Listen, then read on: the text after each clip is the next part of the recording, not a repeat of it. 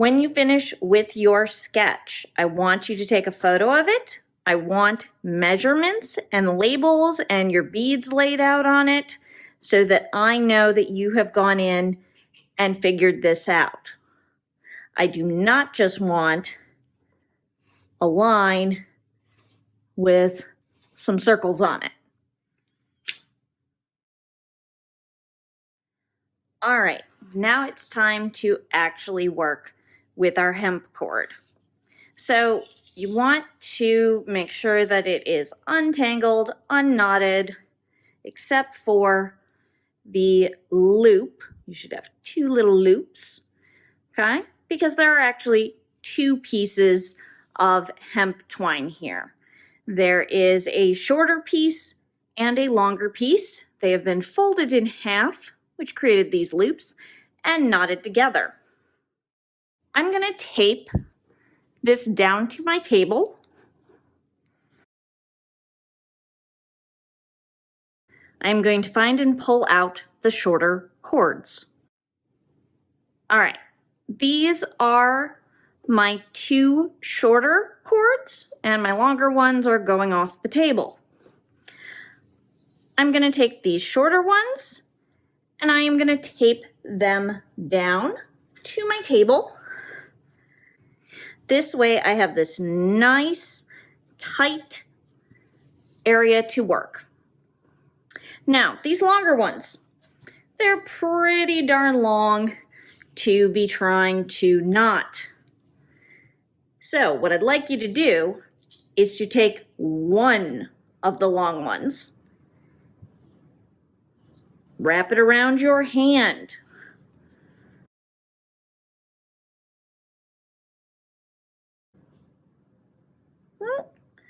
until it's about, just over a foot or so. But now I've got this little bundle, right? This little circle. And I'm going to bundle it.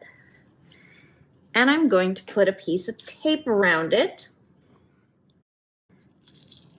And whenever I need more, I can just remove the tape or I can just pull more out. But that is going to be so much easier to work with and fit on my table. I'm then going to do the same thing with the second long piece of twine.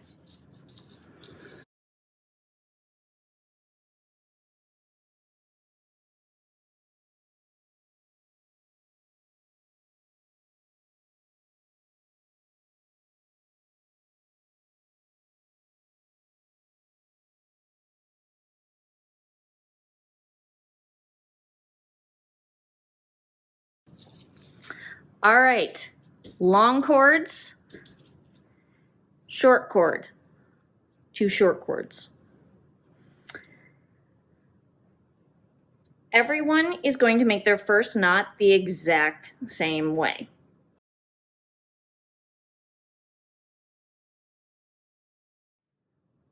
Now we have our 2 long cords, but they have been wrangled with tape to be much more manageable.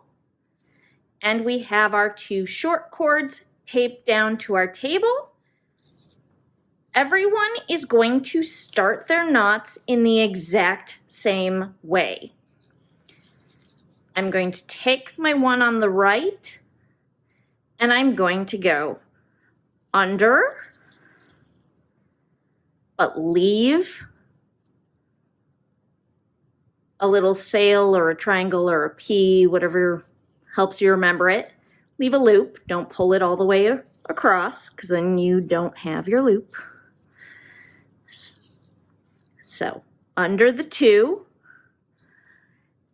over the left piece. So now I've got a loop and an X. I think X is a nose.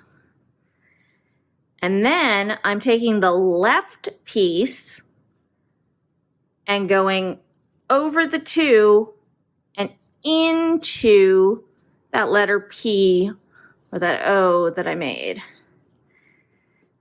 Now, I know that I have done this right because I get these two little loops.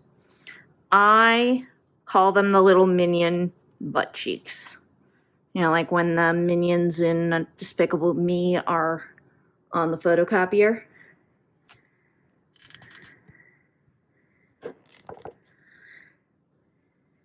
So, as long as you have these two loops, you are good to pull your knot nice and tight.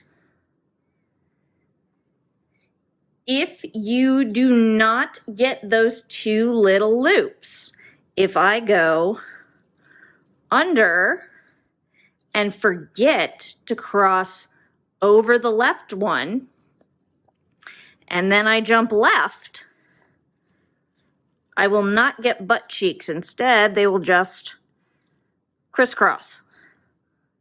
This crisscross is no good. If that happens, you just reverse your step and start again. It may take a few tries before you get the rhythm. If I want this to be a straight knot, I'm going to start on the right, which I just did, and then that means my right piece that I started with is actually this one on the left. So this will be the next one that I go. If I want a twisted half knot, right? Twisted. We said we would paddle a rowboat only on one side. So if that's the case, I will always start on the right side and it will twist. But if I want it flat, the easiest trick I have found keeping track of what side I'm on is to put a mark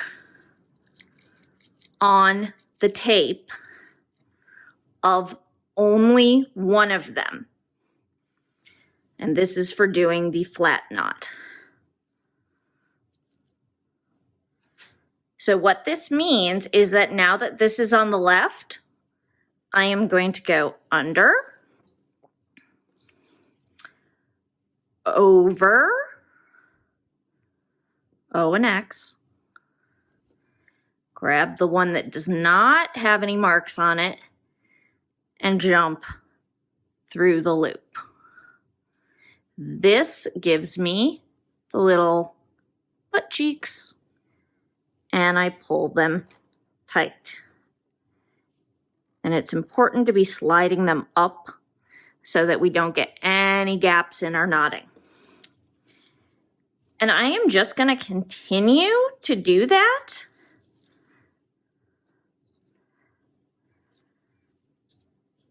until I reach that 6.5 inch mark on my sketch.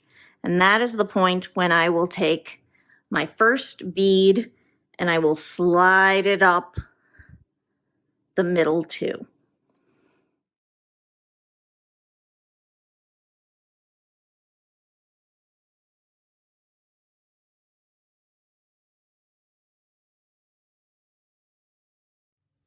So at this point, you might be feeling pretty good. You might say, hey, is it time for a bead? I've only macrameed to here. Here is my first bead according to my sketch. So I've got a ways to go.